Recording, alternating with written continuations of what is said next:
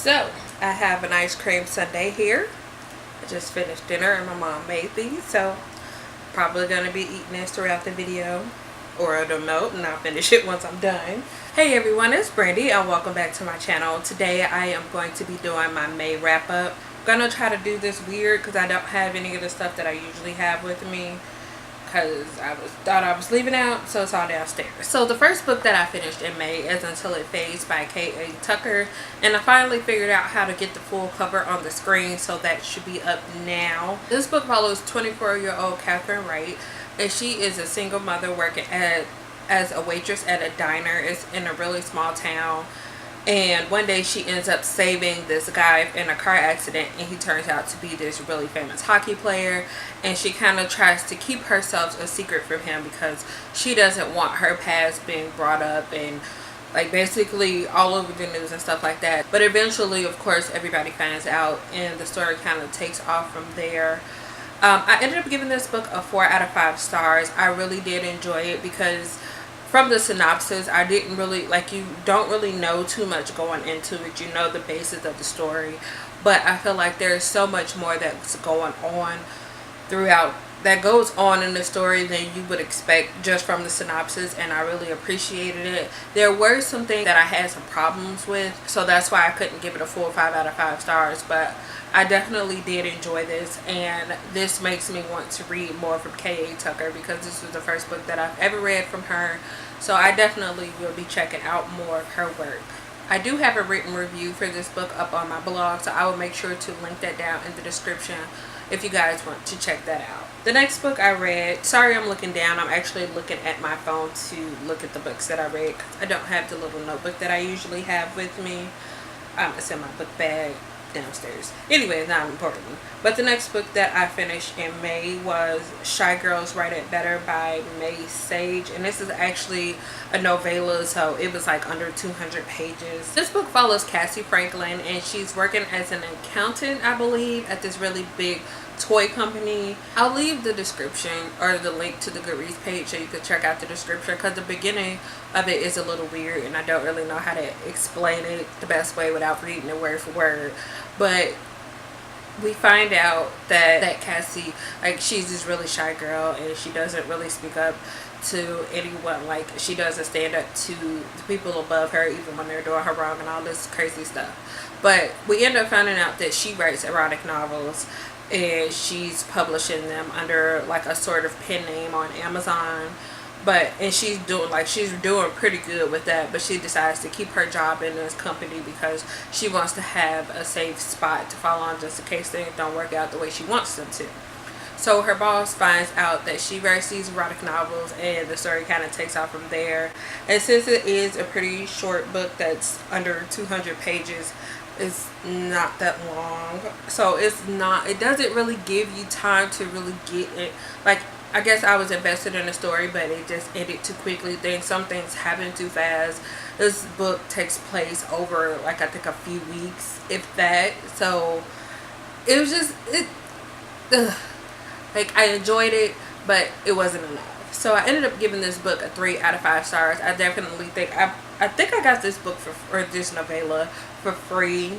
So if you guys are interested, I would suggest checking it out because it was worth it and it was really quick read. I think I finished it in maybe a few hours or something like that one night. So yeah, like I said, it was a quick read, but it wasn't enough for me. Next book I finished was Some Girls Do It, and this is also by May Sage, and this is 2 through 4 in this novella series. This is an interconnected series, so pretty much I think almost all of the characters show up at some point of the story, and especially the men, I feel like they show up a lot more often because most of them are in the same friend group. I also ended up giving this a 3 out of 5 stars. I think for me it was the same as the first book in this novella series. It wasn't long enough. I feel like we got a little bit of the character and then the story just kind of like hurried up and finished, and then it was just like the end. And that was it. And I was just like, felt like you could have did some more with this. And then also, I felt like after reading the first story, there were minor differences in each story. But I feel like almost all the stories had the same the same setup. It was okay. It was enjoyable and entertaining while I was reading it, but after I'm just like, oh, okay, that was nice, but yeah, probably not gonna ever read that again. The next book I finished in May was A Court of Mist and Fury by Sarah J. Maas, and this is the second book in the A Court of Thorns and Roses series. I reread this because A Court of Wings and Ruin obviously came out in May, so I wanted to reread the story to, you know, relive it before I got into the last book of this trilogy. And I kind of had mixed feelings rereading this. I think this was the first time that I actually fully reread this since the first time I read it. I was flipping through scenes here and there, so it's the first time, but I've never actually read it front to back. Rereading this made me realize how much I loved it, or made me remember how much I loved it the first time I read it, so that was really nice. But at the same time, I was also kind of frustrated because I had to relive some things, and I was just like, ugh. And I was mad before, but I feel like it might have been worse this time around because I just like I knew it was coming, but it's just like, I don't know. I wanted it to be different, but I knew it wasn't going to be different. So I was just mad. Obviously, I was frustrated because I wanted things to be different, but it wasn't going to change from the first time. So I did enjoy this, and I probably would have bring it down maybe like a star or half a star from the first time I read it, but I just decided to keep this at my original 5-star rating because I did love this. And honestly, I would probably say this was my favorite book in the first part of the trilogy. Next book that I finished in May was A Court of Wings and Ruin by Sarah J. Maas, and this is the third book / last book in this part of the series, so the first trilogy in the series, I guess you could say. And I'm not gonna obviously get into what the story is about because it is the third book, so it's pretty much trying to wrap things up. To be honest, I felt disappointed in this book. There obviously were things that I did enjoy about this, and there were some things that I really loved about this, but ultimately I felt really disappointed. I felt like a lot of things are just added in because people have been complaining since the beginning of the series. I felt like some things were added in just because she was criticized about not having diverse characters within her book, and it didn't feel genuine. Some characters, however, did feel genuine, but some others didn't. And I didn't make a full discussion review for this, but if you guys would like to see my opinions on that, let me know, and I'll definitely film that because I have a lot of opinions about this and I am willing to discuss that. But at this point, like, I was just like, once I finished reading this, I was just like, at first I was just like, okay, yeah, I did enjoy it. And initially I did give this book 4 out of 5 stars, but after thinking about it for maybe a few days, I ended up deciding to give this a 3.5 stars. Sam from Thoughts on Tomes did a discussion of this book, and pretty much everything that she talked about I agreed on that she had to say about this book, like the problems that she had with it. It was some things that I didn't really agree with, but for the most part, what she had to say is exactly what I was thinking. So you guys could check that out, but also let me know if you would like to see a discussion on this, and I would definitely do that. The next book that I finished in May was Stray by Joni Johnson, and I was actually contacted by this author and asked to review her book. So she sent me an ebook copy of this, and I decided to go ahead and read this. This book follows 17-year-old Lila Baxter, and she is currently living with her father. And after her last day of high school, he tells her that he's taking her to live with her grandmother across the country. So they get in the car and they decide to, and they're taking this road trip, and she ends up getting abandoned at this gas station, and she kind of has to rely on people there because she has nowhere to go. She doesn't know where she is. She doesn't have any money. I will make sure to leave the Goodreads description, or the Goodreads link in the description, so you can check out the synopsis for it, just so you could get a clear understanding, because I don't think I did too good of a job explaining it. I ended up giving this book a 3.5 out of 5 stars. I had some mixed opinions about it. I did enjoy it, but there were some things that I had some problems with. I ended up ending the story with a whole lot of questions. I just felt like a lot of stuff wasn't answered, and I was just like, where is this gonna go from here? And the way it ended, it didn't feel right. It was one of those endings where it kind of like the author just ended it with the end, So I'm thinking like this is the complete end of the story. I'm just like, there's so many unanswered questions, and I'm not going to talk about them because I do have a written review of this, so you guys could check that out if you're interested in my full opinions of this. But I just felt like it was so incomplete. And when I emailed the author to let her know that I had posted my review on my blog, she answered, and she just like, she appreciated the questions that I had put in my review, and a lot of those will be answered in the next book. So I didn't even know there's going to be a next book. Okay, so the last book that I finished in May was Opposition by Jennifer L. Armentrout, and this is the 5th book in the Deluxe series. And I decided that I wanted to reread this entire series because I was basically in the reading slump, and I didn't feel like reading for months.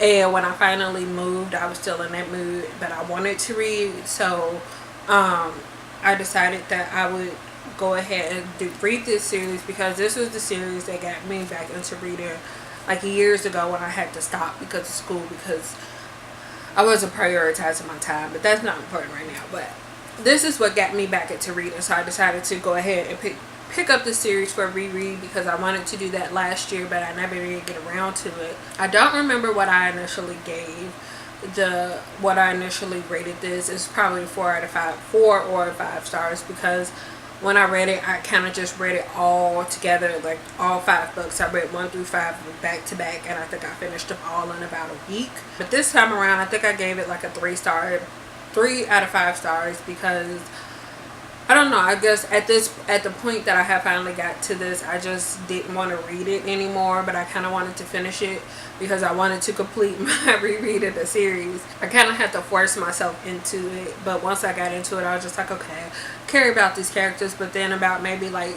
3/4 of the way through, I was just like, I really don't care anymore. I just want this to be over. And I know this is terrible to say, because this was one of my favorite series, but at the end, I was just like, I don't really care anymore. I just want to get to the end.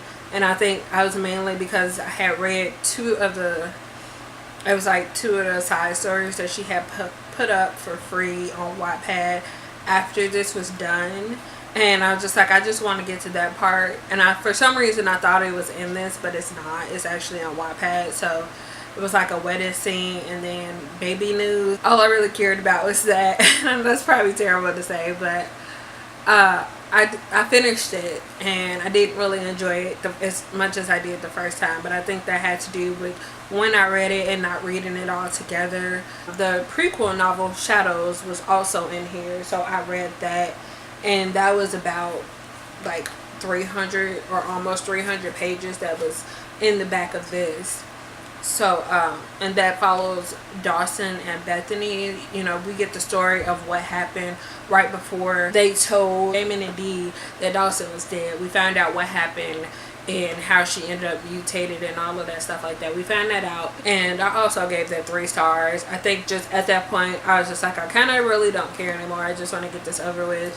And it was nice to know what happened exactly, but ultimately I was just like, yeah, it was good, but kind of over this right now. So I finally finished it, and ultimately this whole thing, the book plus the prequel novel, I gave a 3 out of 5 stars. So these are all the books that I read in May. Actually, these are all the physical books. I do have a June TBR, but I don't think I would be posting a video about that because it's pretty much a really ambitious TBR, and I am accounting for myself, but I don't want to put it out there because I highly doubt that I will be able to get to all of those. Let me know what you guys read in May, and if you have read any of these books, let me know what you thought about them. Thank you for watching this video, and I will see you guys again in the next one. Bye.